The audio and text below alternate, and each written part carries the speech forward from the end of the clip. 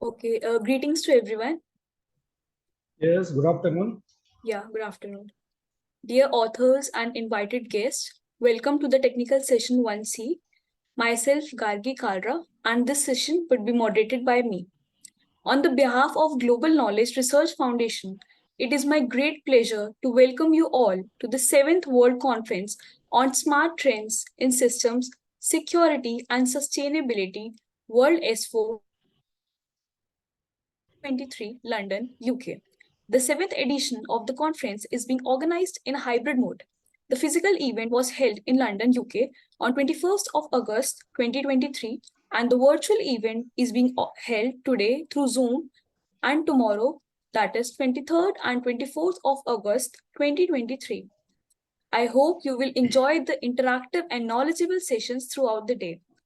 In this session, we have 6 presentations. Each presenter will be given 12 minutes for the presentation and 3 minutes for the questions and answers. On 10 minutes, I will raise a gentle reminder. There is another request to all the participants that you all stay connected with us till the closing remarks. If you have any query or update, then you can write it to me in the chat box. So just before we start the presentation, I would like to introduce you all to the session, to the chair of the session. So, firstly, we have Dr. Basant Tiwari. Dr. Basant Tiwari is currently serving as an associate professor, MIT WPU Pune, India. As prior, he served as an assistant professor at Hawassa University Institute of Technology, Ethiopia. He has many international and national publications to his credit in conference and journals. He is the reviewer of various reputed international journals and books. He is a senior member of IEEE and senior member of ACM, CSI, and IACSIT. Sir, if you want to say something to the audience, then you are open to do that. Okay. Thank you very much. Good afternoon to all of you. Ladies and gentlemen, participants, and our distinguished speakers and participants. So I will tell you just welcome to all of you. It's we can say it's honor for me to have such a remarkable gathering of experts and innovators in this dynamic field. Over the next few minutes, we can say we will delve into cutting edge advancement and transformative ideas that all of you will present here that pave up the way for the smarter and more secure and sustainable future. So let's engage. We will see how much innovation we can present here. So welcome all of you. Now you can start, Gargi. Thank you so much, sir. So we have another session chair also, and she will be joining within few minutes. She is Dr. Priya Pise, and she is currently working as a professor and head of the Department of Artificial Intelligence and Data Science at Indira Gandhi College of Engineering and Management, Pune. Her research areas are big data analytics, cyber security, cloud computing, and data science. Her PhD is in the topic sensitive data sharing on heterogeneous platform for privacy preserving. She has total of 18 years including 18 years of experience including industry and academics. She has total published 25 research papers in various scopus, World S, HCI, UGC Care journals and conference. So she will be joining with us within few minutes, and let's start with the paper presentations. Firstly, we have Vinita B, and she will be presenting the paper having title A Deep Dive into Deep Learning Based Adversarial Attacks and Defenses in Computer Vision from a Perspective of Cybersecurity. Vinita, you can share your screen and start the presentation.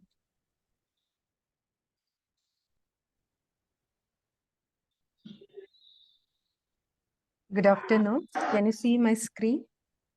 Gargi Yeah, ma'am? it's visible. Yeah. Good afternoon, panel members.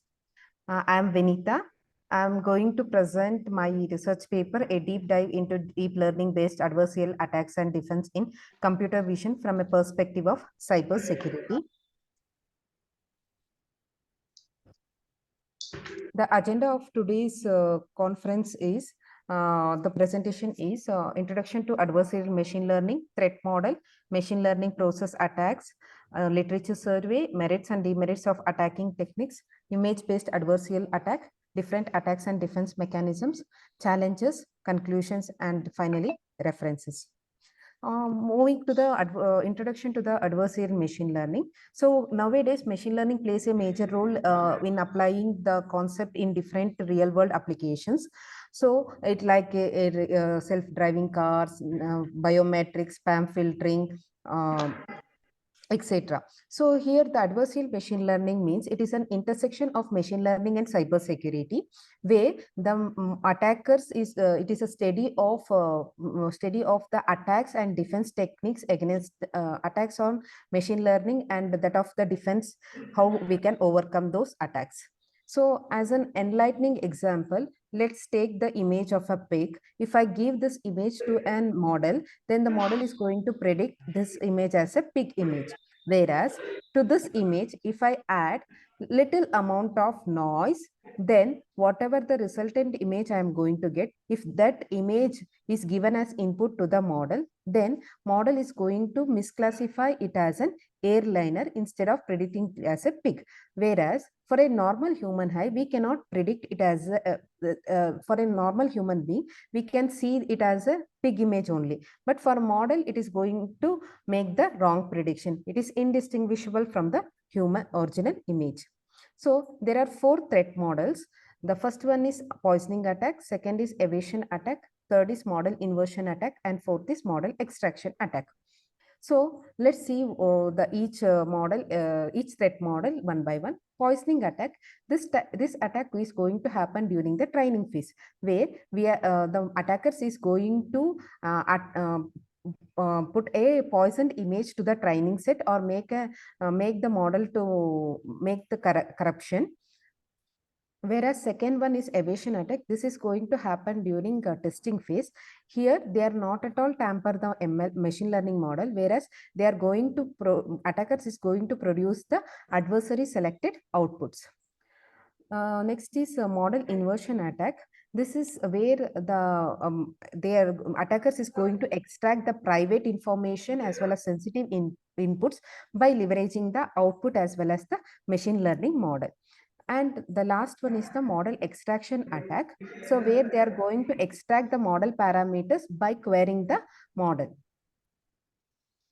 So we are all knowing that in the machine learning process, we have 5 stages: data gathering, data pre-processing, feature engineering, algorithm selection and training, and evaluation. So during model inversion, data gathering stage, it is associated with the model inversion attack. Feature engineering, where we are going to encounter with the poisoning attack.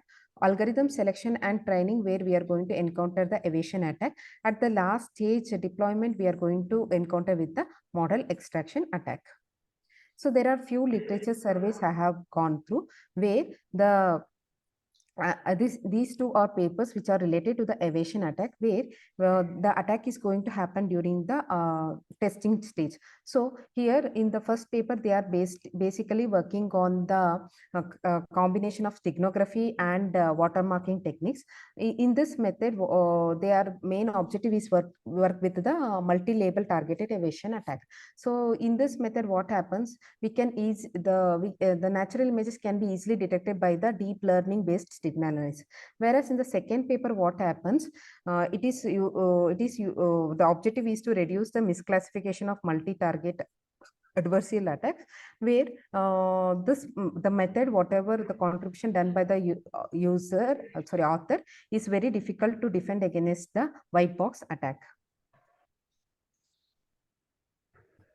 Next, here the papers are related to the model inversion extraction attacks. So in these papers, they have used different scrambling techniques and applying the hash values and encoding schemes and all.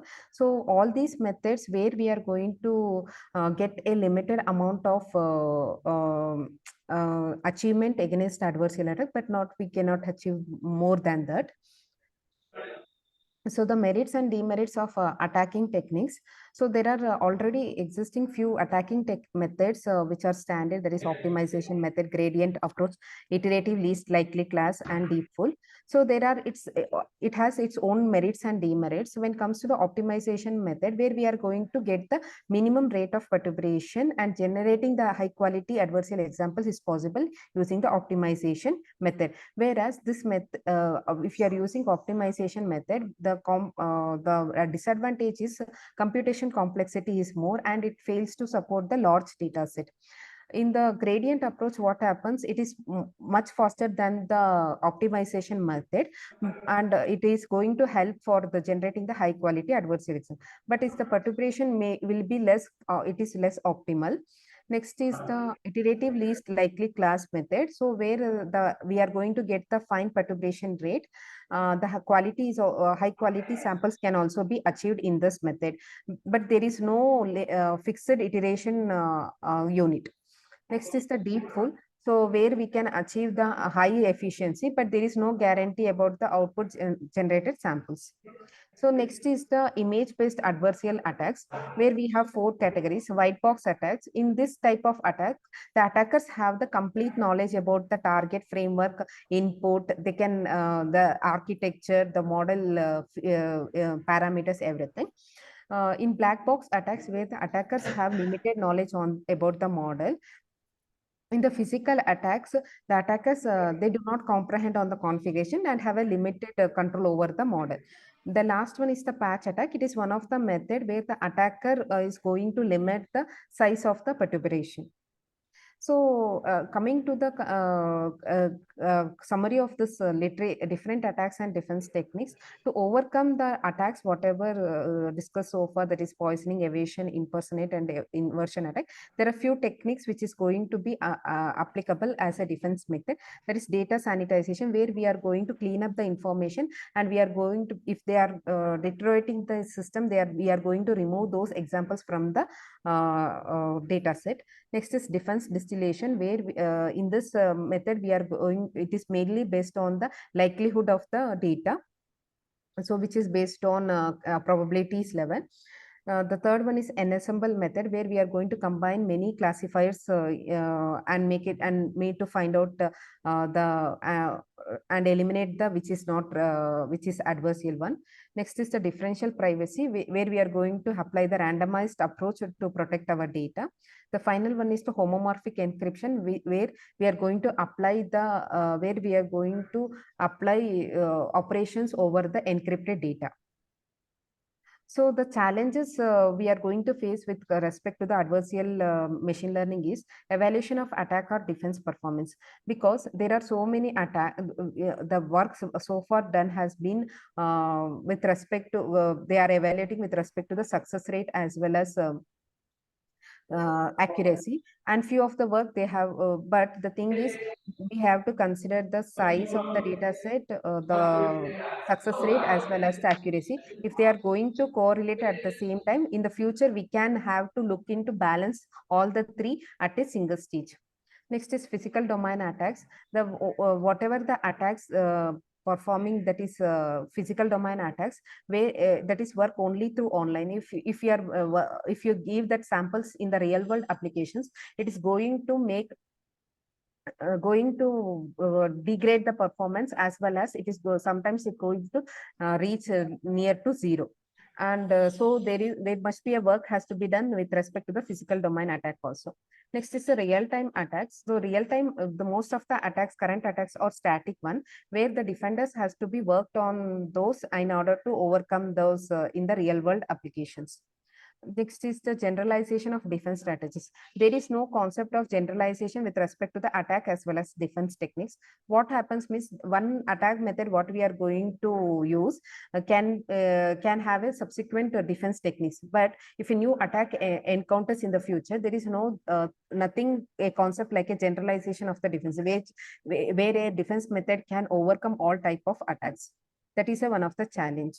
So coming to the conclusion part, As DNNs are nowadays, they are going, we are using in different applications like face recognition detection, object recognition, electronic healthcare, as well as robotics, safety precautionary measure applications like autonomous vehicle operation.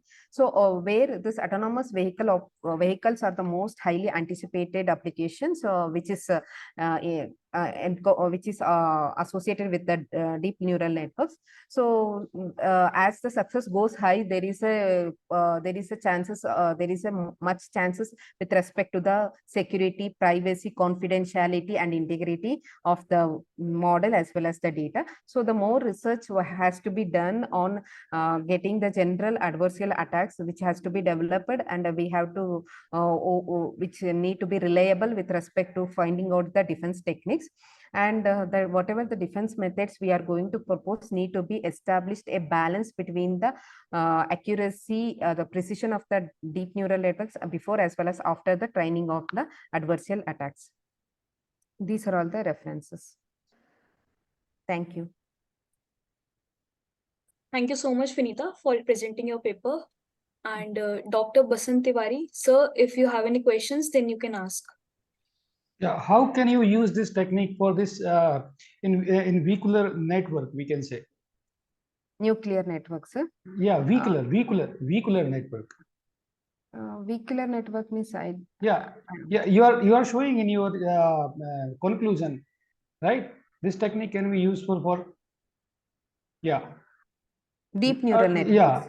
No, you are talking the automatic vehicles. Here you are talking about automatic vehicles. So, sir, like we are going to get the automatic vehicles used to get the data from the sensors, no, sir. So what happens if when we receive the images like a stop image or speed limit image? So what happens once the image is captured by the sensor has to move through that information to the model as early as possible, because autonomous vehicle cannot take the decision after long time. It has to take spontaneous decisions, no, sir, because it is traveling on the road.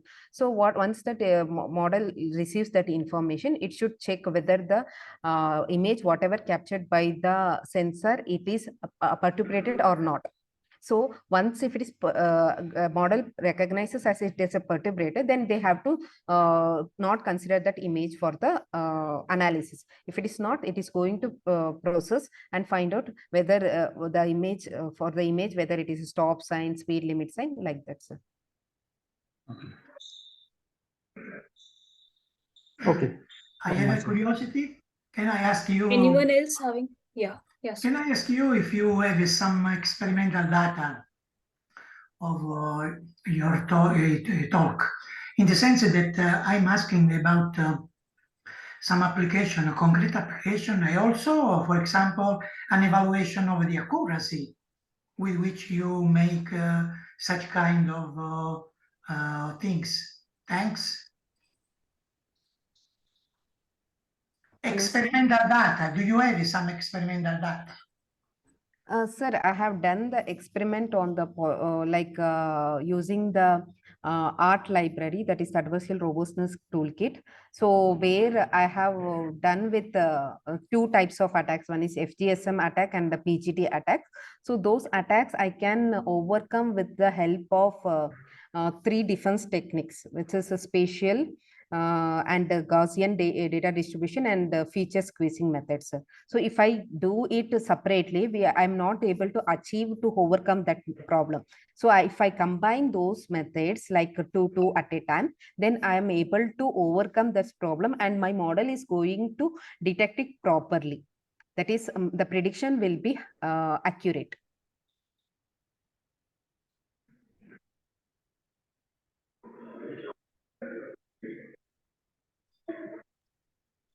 Anyone else having any questions? Okay, thank you so much, Vinita, for presenting your paper. Thank you, the ma'am. next we are having is the paper title, A Meaningful Description of the Institutional and Legal Factors in the Functioning of Tech Tax Administration Ecosystem that Affect the Implementation of Economic Tasks. And this paper will be presented by Larissa. Larissa, are you there?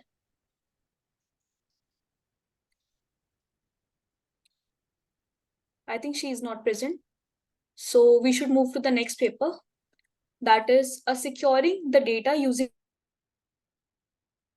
algorithm SRKB22. And the author is C. Bhagat Basha. Is he there?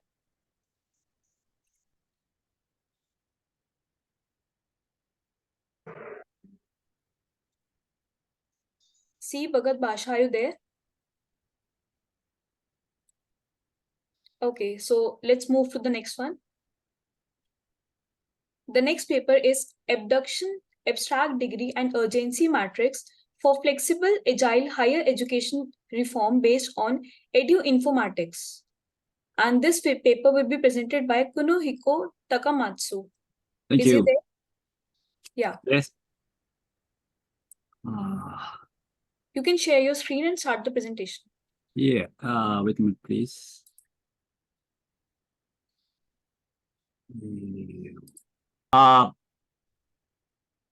My connection is not good, so I prepare my presentation. So could you Harash, Sony, could you play my video? Yeah, just give me a minute. I'll start the video.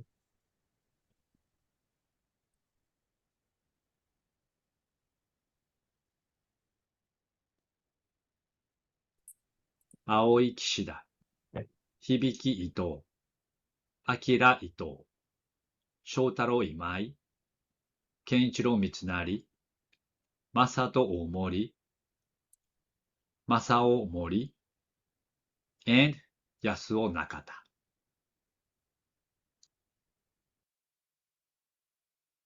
Today, I have three topics.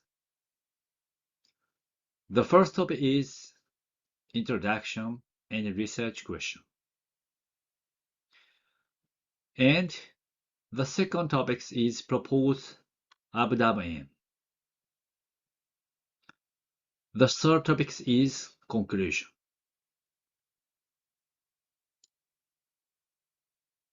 Now I start introduction and research question. This slide shows a recent key term in higher education.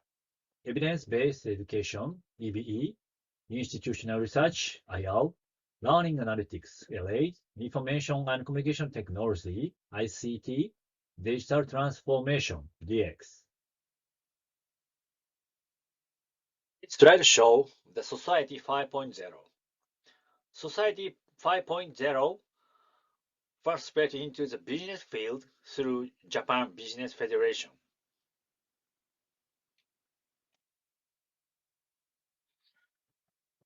The concept of Society 5.0 has an easy link to the concept of Sustainable Development Goals, SDGs. In the life science field, the International Human Genome Sequencing Consortium reported initial sequencing and analysis of the human genome in 2001 and finishing the eulomatic sequence of the human genome in 2004. The research involved various research methods since the human genome is about 3 billion base pairs. This means big data. Before human genome sequencing research, researchers only used phenotype research by experiments, referred it to hypothesis-driven research in life sciences. These figures show hypothesis-driven approach and data-driven approach. Hypothesis-driven methods involve the development of the hypothesis and researchers perform experiments to confirm the hypothesis or not. If hypothesis is not confirmed, then researchers construct a new hypothesis and development, a new experiment, and the cycle continues. Researchers had data on human genome sequence once the human genome sequence was established, which was completely opposite to the decision before. When researchers use a human genome sequence to construct hypotheses, it is called data-driven research. The hypothesis-driven approach and data-driven approach may look like two completely different methods. However, they are not. The hypothesis-driven approach developed new hypotheses based on data from experiments. Thus, hypothesis-driven approach is not easily separated from the data-driven approach. Moreover, hypothesis-driven approach and data-driven approach have a circular relationship. This slide shows the recent key terms in higher education: ICT, EBE, IR, LA, and DX.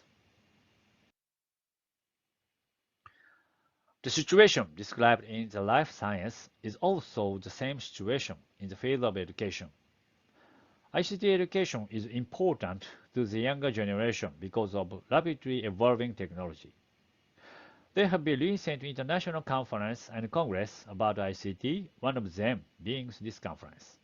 However, COVID-19 has restricted our lifestyle and transferred learning methods from physical to online, forcibly changing our learning methods. LMS is very useful when students study something online. Data increased with online learning than before COVID-19. This situation is very similar to the example discussed regarding the human genome sequencing 20 years ago. That is to say, the big data era in the education field is now.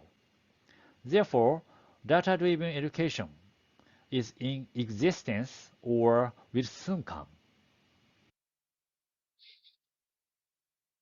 I think many people know the field of bioinformatics.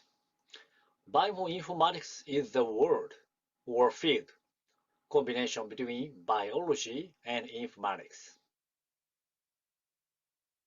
To quicken this research, we propose the concept of eduinformatics, a novel field of education that combines both education and informatics.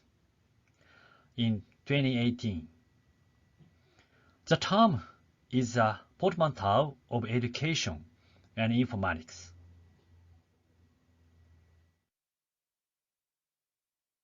This figure shows the concept of eduinformatics. The field of education provides problems to be solved to eduinformatics. Eduinformatics deals with students' data and provides novel analytical methods and concepts for using data in education, similar to bioinformatics.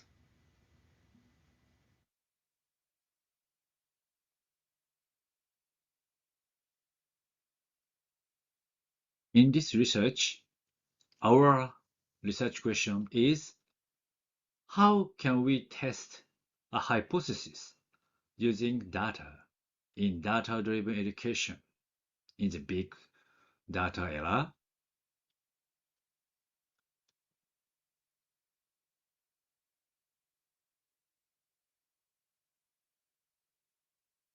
To answer our research question, next, we go to the next step, propose ABDAB-M.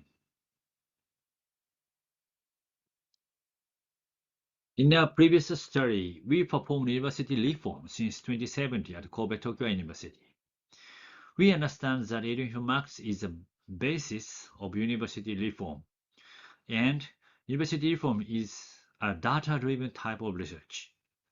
This understanding means applied ad hoc analysis using data in institutional research field to test our hypothesis. However, it is essential to use replicability analysis rather than ad hoc analysis. And most IR departments include faculty and staff.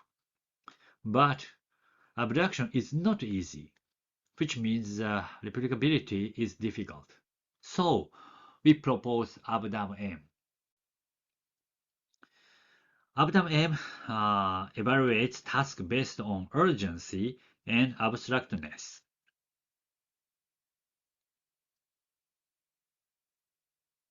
Next, I explain the fourth step of ABDAM-M, Step 1. Identify tasks. List all tasks or projects related to university reform. Step 2. Evaluate urgency and abstractness. Evaluate the urgency and abstractness of each task. Evaluation criteria might differ based on the organization and objectives, but it would be beneficial to consider whether one need concrete actions or if there are time constraints. The third step is high abstractness and non-urgent tasks. These tasks related to future visions and strategies but do not require immediate action. Examples include developing new educational policies, planners for future faculty openings, or university's long-term strategy. Step 4. Low abstractness and non-urgent tasks. These tasks require concrete actions, but their urgency is low. Examples include daily operational tasks, long-term research projects, and regular student communications. The final topic is conclusion. Conclusions. Our research question is, how can we test a hypothesis using data in data-driven education in the big data era? The answer is we propose abduction, abstract degree, and urgency matrix, abduction. Thank you for your attention. Do you have any questions?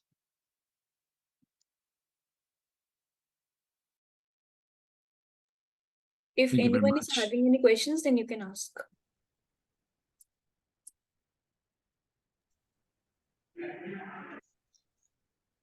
Yes, Mr. Koneko, I have some question to ask you. Thank you very much. Yeah.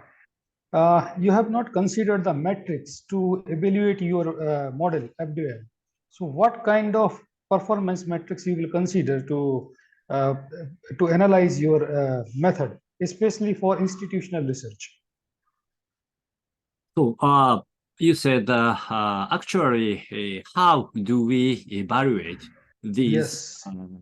Yes, the first is usually so the teachers evaluate the student. In this case, the type 4, I think. But in the future, so the level of the institutional level, usually we use in institutional research, there are 3 layers. The top layer is about the institution level. So in this case, I think the type is level 1. So it is, so the most thing is very important thing is, I think, the type of dealing with data is important to analyze. And we can distinguish the level from type 1 to 4, I think. It is not depends on the analysis method. It depends on the data, which data is from. So the institute or the level or the classroom or something. Yeah, but ultimately you propose the model. FDM is a proposed model. Is it? Yeah. Yeah. So next every step, model. So go ahead. Yeah. So every model must be evaluated for its performance, how it is performing, especially in a particular area. For example, you have taken institutional research or ICT or evidence-based. So especially for institutional research, how it can help and how it can be evaluated if you have some particular problem related with institutional research. Yes, today I have no time, so we cannot explain the and show the actual data. But already, so in last year, the WS4 20 last year, and the ICT this year, in the much. So already I explained the actual data analysis. So already we have some examples. So okay, you already did that. now I have no time. So but already we can understand. Yeah, but you already did on university data. You already did that thing previously. Is it like that? You already applied this model. Have you applied this model previously, I think? Yes, so already we applied. Okay, you already applied. So when you applied at that time, how you evaluated your system? Oh, That was my question. Little bit my line is not good. So again, so please Yeah, I am asking you that you already evaluated this model previously. You already had some particular data over which you applied that this model, FDOM, right? So how you evaluated that particular FDOM over that data? What performance matrices or evaluation method you used for that? You are telling that you already did that thing before. Yes, so based on the actual so practice, we propose this matrix. So so your meaning is how do we check or evaluate this matrix actually? Yes, But yes. yeah, so in the future, we will perform the when we will perform the university reform, we can use directly this matrix because in the last year, so we can know we didn't have the this matrix, so we cannot evaluate this matrix. But in the future, we can easily to understand. So we will evaluate. So we will try, and next year we will present to you. Okay. Thank you very much. Thank you very much. Thank you very much. Thank you. Okay, thank you, Kunihiko, for presenting your paper. Thank you very much. Okay. Next, we have modeling and analysis of clustering by midyords using UPAL, and this will be presented by Libero Negro. Thank you. Yeah. Please, I try to share my video. So you can share your screen. Yes. Just a moment. It's visible. Is it visible? Yes, sir, it's visible. Okay, thank you. I just signed my start time in order to be in time with the presentation. And my talk is concerned with an experience using a formal modeling analysis of clustering by medoids using time automata EUPAL. This is my agenda, and the goal of this work is to try to formalize the clustering in order to allow people to get a formal idea about clustering and how then can prosecute, for example, to develop special purpose algorithms, okay? Now, the basic concept is that we use unsupervised clustering, in which we have n data points, which belongs to a d-dimensional space real, and the similarity among points is expressed by Euclidean distance. To each cluster is associated a representative, which is a medoid. And then when we do clustering, we assign a point to its nearest centroid, nearest medoid, okay? Nearest in the terms of distance, of course. The goal of clustering is to minimize the function cost, which is usually, the sum of squared distances SSE. And such a function cost expresses the cohesion of clusters. And so to minimizing this function cost, one achieve defined clusters. Okay. Now, the starting point for this work is that clustering, unsupervised clustering, in its basic combinatorial form, is well known to be NP-hard. So practically, people have to design and use heuristic algorithms to achieve approximate solution. So from the theoretical point of view, we do not contribute nothing, but we only want people to familiarize with the problem of clustering. To give you an idea, I would recall here briefly the classical k-means algorithm. We started with an initialization of a centroid, for example, in a random, uniform random way.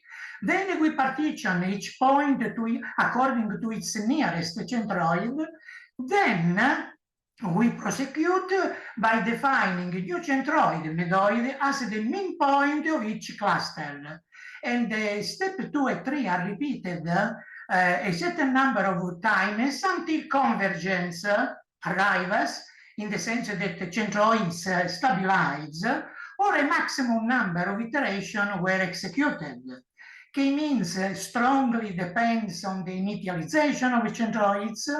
K-means tends naturally to get stuck in a suboptimal local solution of the SSAE function cost. In a slightly different way, centroid can be medoids. When we talk about medoids, we talk about points which always belong to the data set. Please consider that when we calculate a mean point in a cluster, the mean point normally does not belong to the data set, okay? And there are well-known extensions of the k-means, like, for example, PAM or k-medoids, in which when we arrive to the step 3, instead of calculating the mean point, we elect as the next medoid the point which has a minimal sum of distances to other points in the cluster. Now, what we are doing in this paper and this work, our goal is to formalize clustering by timed automata and the OPAL. The OPAL toolbox is popular. And we use model checking, non-deterministic analysis, and or statistical model checker to achieve data clustering, starting from a given data set. For when we use the model checker, we are constrained in using, for example, points in the plane, so two coordinates only, integer coordinate, because the model checker does not know how to handle the double quantities. Obviously, we expect that the cardinality of the dataset to be small. Otherwise, we go into a static explosion of the state graph of the model. And to avoid the numeric overflow, we compute the SSAE function cost in a normalized way, like this. As you see, we divide by n and d. N is the numerosity of the data set, d is the number of coordinates. When we use the UPAL statistical model checker, point coordinate can be real, so more realistic data set can be considered. We have developed a model, basic model, in which we build initially the all piecewise distance of points. Then we proceed with the seeding, in which we choose non-deterministically k medoids in the data set. Then we do partitioning, so we assign each point to a cluster according to minimal distance to centroid medoid. So nearest medoid is the rule. Now, this model allows, as you can, your intuition can suggest, allow to make some combinatorial analysis. So we use some few queries to analyze the model. For example, in a query, we ask to know what it was not estimate. This is not estimate because this is model checking. To find exactly the value, the minimal value of the SSA function. And then when we have the minimal value, we ask for checking what is the partitioning, what is the assignment of label to points in order to have a clustering. Now, we have developed some demonstration examples. This is the first one in which we used a synthetic data set which we prepared, in which we have a small number of points, 21, with the two coordinates, so as to display in an easy way with the Microsoft Excel, and the number of clusters ranging from 2 to 6. Then, for example, when we choose two clusters, the minimal value of the cost emerged to be 49. This is as the index of the centroid which we find. We also depicted graphically through Excel exactly the two partitions which we achieved. And the partitions are indicated by the index of the points of the clusters, of the two clusters. In a similar way, we varied the number of clusters 3, 4, until 6. And also we showed the traditional elbow curve, which in this case show that with 5, we achieved the minimum of the SSA. This is an example, trivial example for didactic purposes. Then we considered also some more complex data set, and this is a well-known complex data set, which is the FLAME, which is available publicly, and which has 240 points in the plane, and 2 clusters are needed. Theoretically, ideally, the solution would be find the centroid as indicated in the black dots on the left. On the right, we achieve, we display the results using the model checker. As you see, there is a small difference because in reality, the ideal solution was achieved, can be achieved by not minimizing the SSA, because this is a challenging data set which cannot be correctly solved by minimizing the function cost. Anyway, the solution we have found by model checker was also compared to the solution we achieved without tool random swap, and you see that exactly we achieved the same solution. As a further experiment, we used the statistical model checker because as you understand, model checking does not scale with the number of points in the data set. If one would consider a more realistic data set, we must resort to simulation and statistical model checking, okay? We slightly modified the model, and then in this case, we use a simulation. For example, this MITL, metric interval temporal logic query, which allow to study the value of the SSA when we use, for example, a simulation, 100,000 simulation experiments, each one ending after we execute nine steps, because the model is untimed, so we must count the action step, okay? Now, from the upper, we can estimate the value, the minimal value, can estimate, in this case, the word is estimate, and we estimated by simulation for this flame we used in this case another complex data set, which is skewed, sorry. So for the skewed data set, we estimated the minimal value of the SSA and also the index of the point which constitute the medoid of the solution, okay? And we used this machine for making experiment. Now, this is the expression graphically of what we achieved with the skewed. Skewed is a data set in which a cluster were generated by Gaussian, elongated Gaussian cluster. And so black dot in this case denote what we computed with the statistical model checker. And you see that in reality, how determined medoid are close, although not coincident with the ideal which are red dot showing here. And in any case, our solution achieved by the statistical model checker of UPAL is very similar to the random swap clustering which we achieved for comparison, okay? So the paper proposed an approach based on formal tools and models, which are timed automata and the popular UPAL toolbox.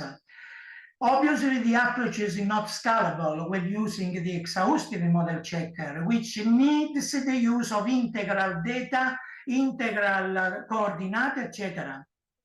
But the use of the statistical model checker, which rests on stochastic simulation, permits to study realistic data set. In our ongoing work, we are trying to experiment with other data sets, and also our aim is to accompany, to assist the statistical model checker approach of Vidupal with a parallel implementation in Java using our actor system named Theatres. Okay, I have finished. Thank you for your attention. And I'm here if you have a question. Thank you. Anyone having any questions?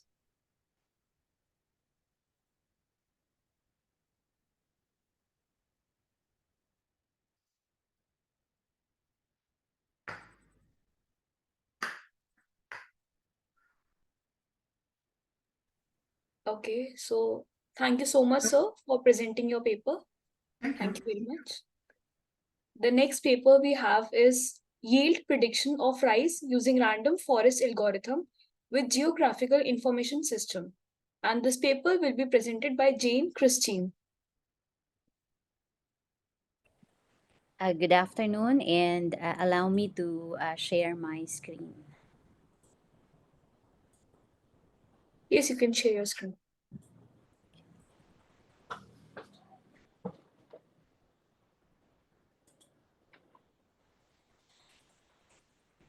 Good day. So I am Miss Jane Christine Suarez from AMA University School of Graduate Studies, together with Dr. Jeneline V. Abamo, also from AMA University School of Graduate Studies. Now, for today, here is the outline of our presentation. So just a brief introduction about our study, the general objective, the conceptual framework, the methodology, the description of the prototype, the results and discussions, and lastly, the conclusions. Now let us proceed with the introduction. Okay, so data mining, which is otherwise called as data or knowledge discovery, is the method of evaluating and classifying data from previous prospect and encapsulate it into useful information. Now, in the past, yield prediction was performed by considering the farmer's experience on a particular field crop. And it is interesting to note that farmers nowadays harvest not only crops but also growing amounts of data. Now, in this study, the researchers utilized the data mining, machine learning classification, and GIS-based model in the prediction of yield. And a minimum of 5-year historical data will be used as the training dataset and test dataset for the yield status.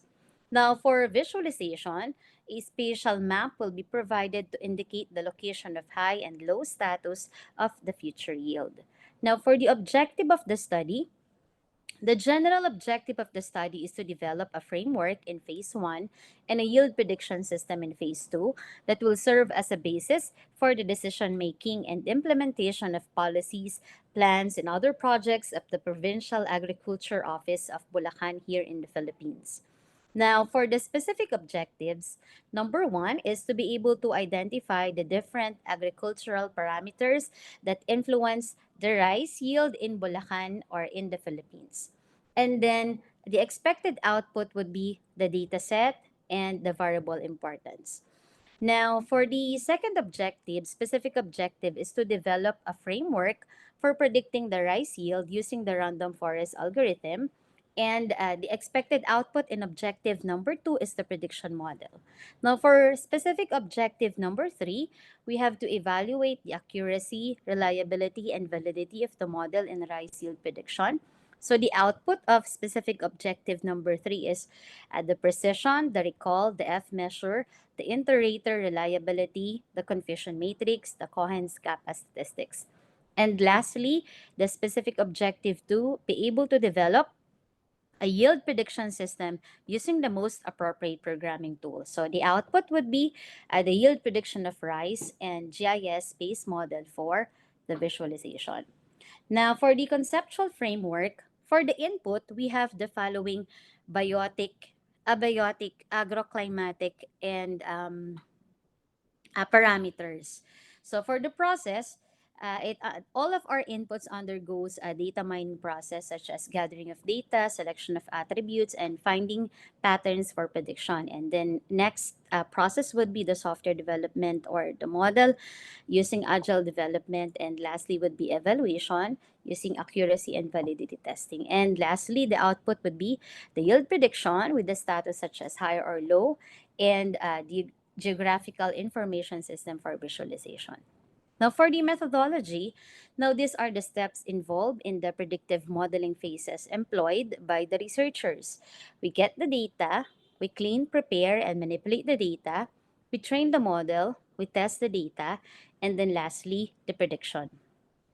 Now, in getting the data, the researchers requested the rice accomplishment report from the Provincial Agriculture Office of Bulacan. The data set ranges from year 2014 to 2021. So, in the steps, all possible attributes used in the data mining discovery task in order to determine the target set will then be identified. So, here is a sample rice program accomplishment report from the Provincial Agriculture Office. Next step is to clean, prepare, and manipulate the data. Now, in the pre-processing stage, so in this step, the researchers remove all the outliers and we dealt with missing values in the data. The significant attributes was determined in this step, and thus all irrelevant attributes from the original data sets was then removed. So here is a screenshot of our RISE program accomplishment report under the pre-processing stage. Now, in training the model, so in this step, so the researchers identified the most suited data mining technique or algorithm that can provide the best prediction regarding the prediction of crop. So we have come up with the following classifiers such as random forest, naive Bayes, J48, and JRIP. So among of all of those classifier, so random forest performed nearly equal with other classifier, but as you can see, uh, the shortest performing algorithm would be considered here in this study. Now, in the test data, so in this step, the researchers came up with patterns discovered in database and presented in proper format that the data mining tool can be recognized. So here is a illustration of a pattern visualization using a data mining tool. Now, in the prediction, in this step, the researchers conducted visualization of the data based on the extracted models, and then the extracted knowledge will be used and be incorporated into the development of the system.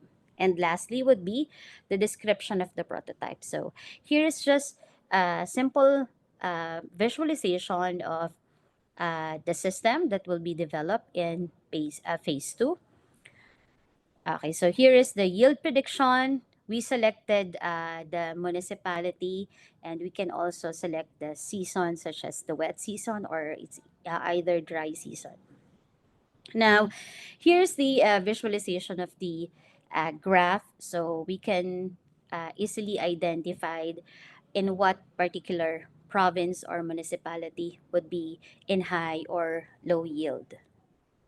Now, for the results and discussion, the training set is used for building the model, and the testing set is used to test the validity of the model. Now, in the data mining tool, the data were tested upon 4 test options, namely the full training set, the supplied test set, the cross-validation, and the percentage split.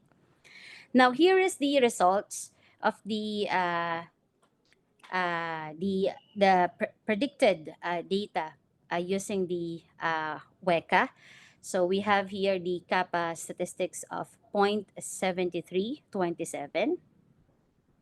So the algorithm used to predict the yield as high or low got a computed kappa value of 0.7327, which is substantial enough to conclude that the algorithm used is reliable. Now, the second phase, as I have mentioned, it will give rise into the development of a web-based system that will provide a user-friendly system interface and analysis of agricultural parameters such as biotic, abiotic, and agroclimatic and reports with GIS for the data visualization. So this is just the phase 1 of the project. So under the results also, so the calculated degree of agreement or the kappa value between the generated prediction or the yield of rice by the developed system and the actual yield of rice from the report of the Provincial Agriculture Office was then compared by the researchers in order to assess the system's accuracy and dependability in predicting the yield of rice. Now, out of the available datasets, around 322 instances were chosen, with 302 being classified as true positive and 18 as false negative. So only 18 instances were inaccurately classified in this study. Now, to wrap up, now on our study, so here are the conclusions. So the algorithm that we use to predict the yield of rice as high or low got a computed kappa value of 0.7327, which is substantial enough to conclude that the algorithm used is reliable. The comparison of the performance results of the 4 classifiers, J48, Random Forest, Naive Bayes, and JRIP, considering important parameters of accuracy, absolute error, kappa value, and time to build the model. Now, based on the evaluation, random forest is considered in this study the best algorithm to be used in classifying the yield of rice in the context of this study. So random forest was considered best for it can build the model in 0.02 seconds, which is a shorter period. So the set of attributes underwent analysis using WECA, where the pre-processing step included filtering through the attribute selection. So as a result, so certain attributes such as the city, municipality, district, year, the irrigated, solar radiation, so those are the parameters, humidity, average temperature, rainfall, salinity, infestation damage, soil series, harvested inbred, production inbred, planted per hectares, harvested per hectares, and production were automatically eliminated in the attribute selection, indicating their high in significance. Now, to further verify the significance of attribute, season, rain-fed, topography, fertilizer, harvested hybrid, production hybrid, average yield, and production per area. So CFC subset evaluation was also performed in WECA.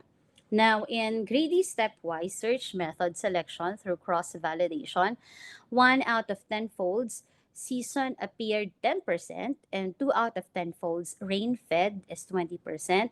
4 out of 10 folds topography is 40%, and 9 out of 10 folds also is the fertilizer, which is 90%, and 1 out of 10 folds is the harvested hybrid per hectares, which is 10%, and 9 out of 10 folds production per hybrid is also 90%. So 2 out of 10 folds for average yield, which is 20%, and 20%, and 10 out of 10 folds for production per area, which is 100%, which makes them all significant predictors in the study. So the study also shows that 322 instances were tested in CFC as subset evaluation.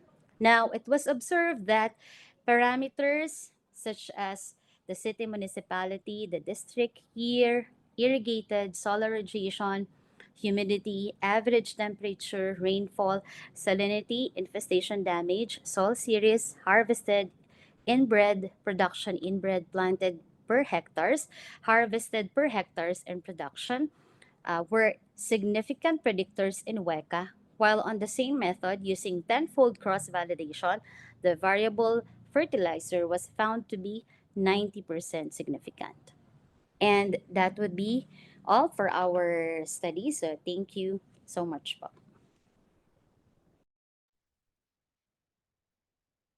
Can I ask you a small question? You talked about us to eliminate some attribute features in the data, in the instances, which is a problem, a general problem, when we come to analyze data in the multidimensional case, okay? So this is an important issue. So in general, how do you think the number of features can be minimized according to the significance, the importance of the features? Because this is fundamental to achieve something which is useful from the model. Otherwise, we achieve something completely useless. Mhm. Thank you. All right, so we can minimize the parameters by selecting all those Principal significant analysis tell you something. Principal analysis, principal principal component. Yes, principal PCA. components. Yeah. yes. So we need to Yeah. consider all of those principal components so that we can minimize all of those parameters. All right. So thank you so much. Jane, one more thing I have to ask.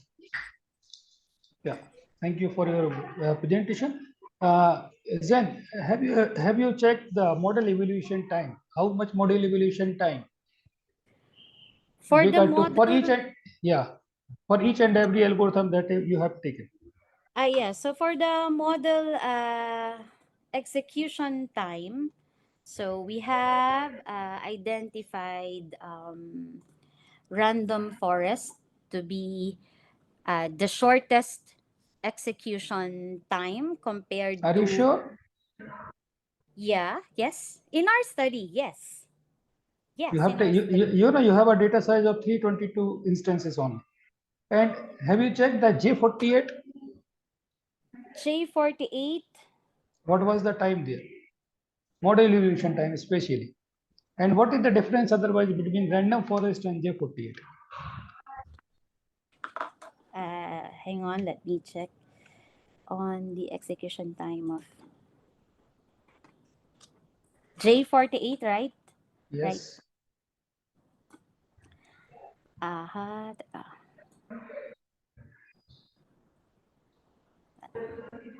Hang on po, I'll just...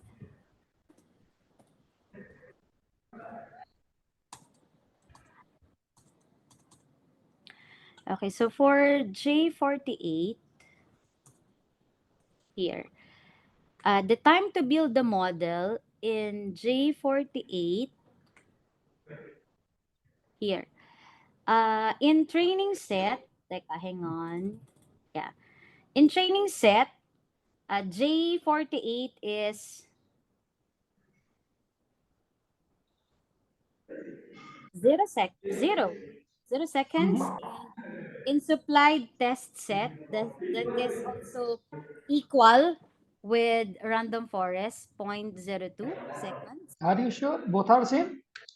Yeah. Yeah. Mm-hmm. J48 and random forest. Yeah. What is In okay? So in why? training in training Yeah, yeah. set, supplied test set, cross validation, and percentage split. Yeah, we have 4 test options. Yes. Mhm. So in case of split, right, how much data set you have taken for training and testing? What was the data size? We have identified 322 data Yes, sets. out of those, for testing how much and for Yeah, training how much? 18 were misclassified.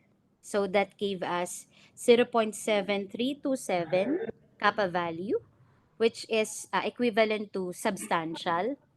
So we are targeting above substantial. So therefore, we need to train again the model.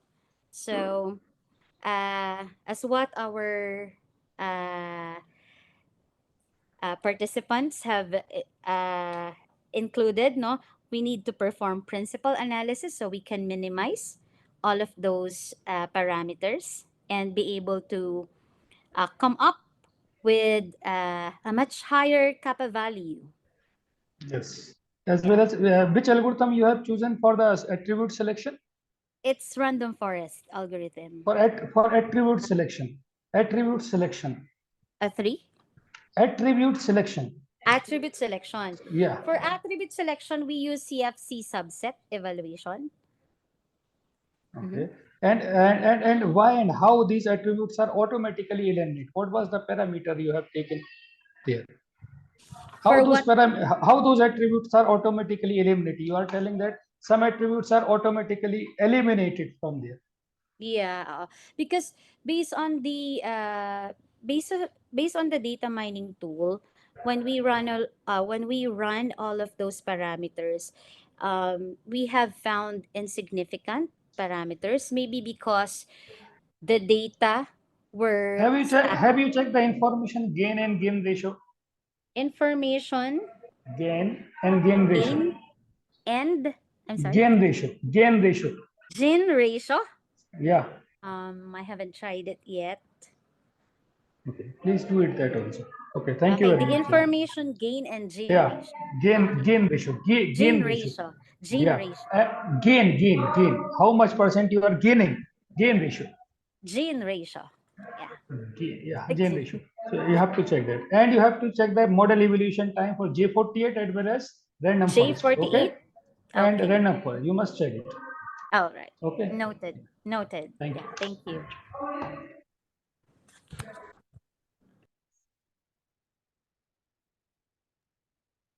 Thank you so much. Is there anyone left for the presentation? Larissa or C. Bhagat Basha? Okay, no issue. So,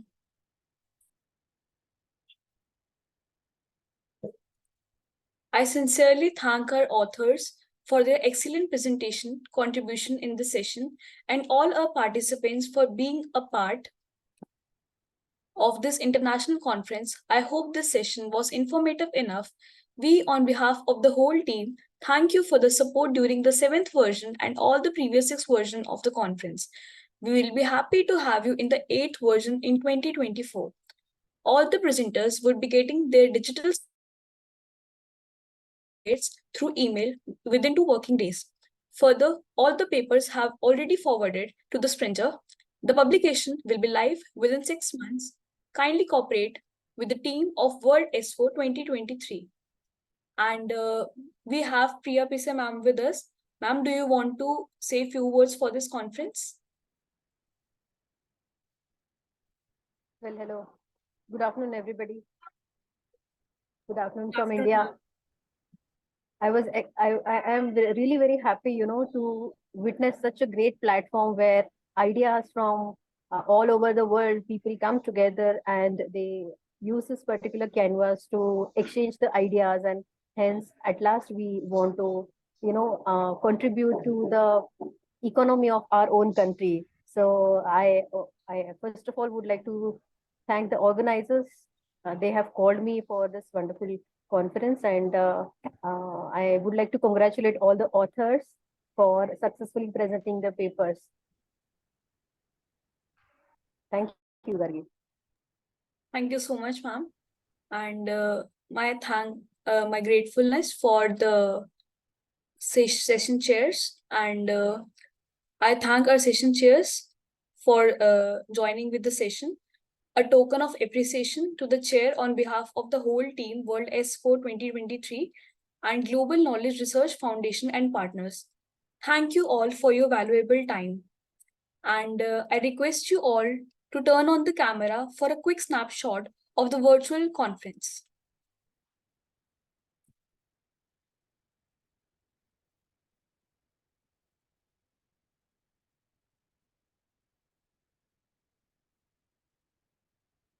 Thank you so much, everyone. It was a great time with all of you. Stay safe and take care. Thank you so much.